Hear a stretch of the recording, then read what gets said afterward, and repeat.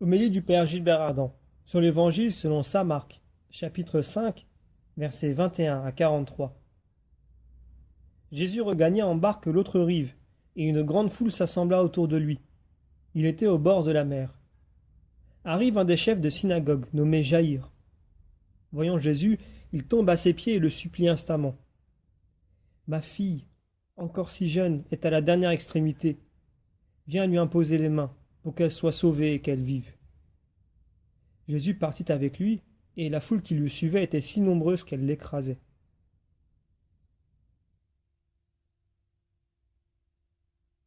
Comme il est beau de regarder la foi se propager entre Jésus et Jaïr.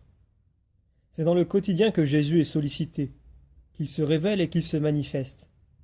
À chaque rencontre, Jésus propose à son partenaire de faire un pas de plus, simplement, à partir de là où il se trouve. Cet homme désespéré tombe aux pieds de Jésus et le supplie de venir guérir sa petite fille. Jésus part avec lui. Jésus est littéralement envahi par les demandes de guérison. Il sauve chacun de l'épreuve, car il travaille sans cesse avec son Père qui agit. Comme il est en route, une femme vient l'agripper. Elle se disait, si je touche son vêtement, je serai guéri. Tout cela surprend les gens de ce pays.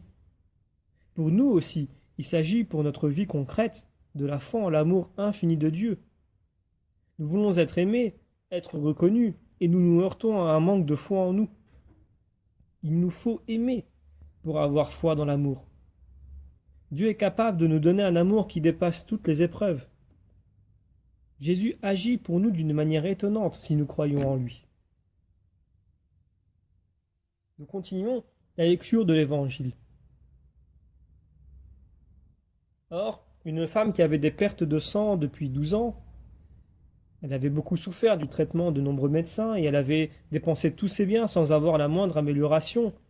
Au contraire, son état avait plutôt empiré. Cette femme donc, ayant appris ce qu'on disait de Jésus, vint par derrière dans la foule et toucha son vêtement. Elle se disait en effet, si je parviens à toucher seulement son vêtement, je serai sauvée.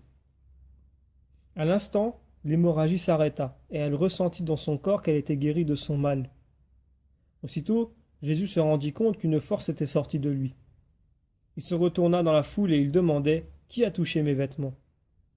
Ses disciples lui répondirent, tu vois bien la foule qui t'écrase et tu demandes qui m'a touché?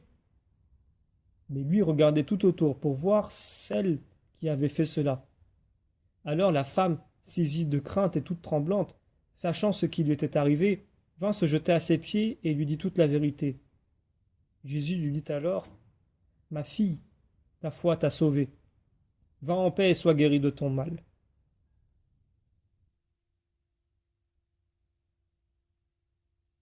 On se moque de Jésus quand il demande qui l'a touché.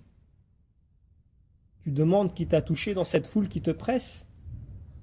La femme trouve alors le courage de parler de sa situation, elle qui était mise au rebut de la société à cause de sa maladie. Jésus peut alors lui parler d'une parole qui les relie, où ils se reconnaissent l'un l'autre. Cette femme sait que Jésus l'a rejointe. C'est moi, dit-elle. Jésus lui dit, va, ta foi t'a sauvé. La foi est reconnue publiquement, elle est appelée à grandir, à être connue. Elle donne de pouvoir reprendre place parmi les siens. Cette femme, marquée par cette rencontre, peut aller plus loin, poursuivre son chemin de vie. Jésus ne se rétracte pas à l'annonce de la mort de la jeune fille du chef de synagogue. Nous terminons la lecture de l'Évangile. Ils arrivent à la maison du chef de synagogue. Jésus voit l'agitation et des gens qui pleurent et poussent des grands cris. Il entre et leur dit, « Pourquoi cette agitation et ces pleurs?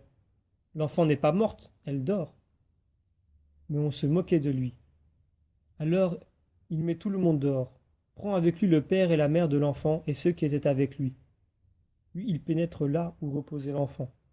Il saisit la main de l'enfant et lui dit « Talita koum », ce qui signifie « Jeune fille, je te le dis, lève-toi. » Aussitôt la jeune fille se leva et se mit à marcher. Elle avait en effet 12 ans. Ils furent frappés d'une grande stupeur, et Jésus leur ordonna fermement de ne le faire savoir à personne. Puis il leur dit de la faire manger.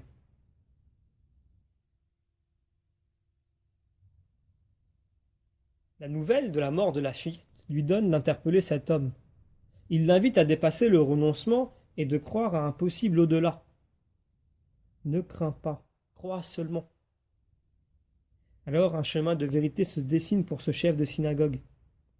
Savoir vivre, lui aussi, fidèle à ce qui lui advient. Jésus instruit. Il se laisse aussi toucher par les gens. Sa parole et ses gestes ouvrent à un dialogue qui entraîne une marche en avant. Il se donne tout entier, avec tout ce qui le constitue. La foi à laquelle Jésus nous appelle n'est pas une foi qui nous fait sortir de notre quotidien. C'est une foi qui nous donne de l'habiter pleinement, comme pour cet homme, d'aller au-delà de la perte de la mort. Cette femme et cet homme croient encore bien plus en Jésus qui a opéré ces guérisons. Demandons à Dieu la grâce de la foi pour que Jésus puisse nous sauver.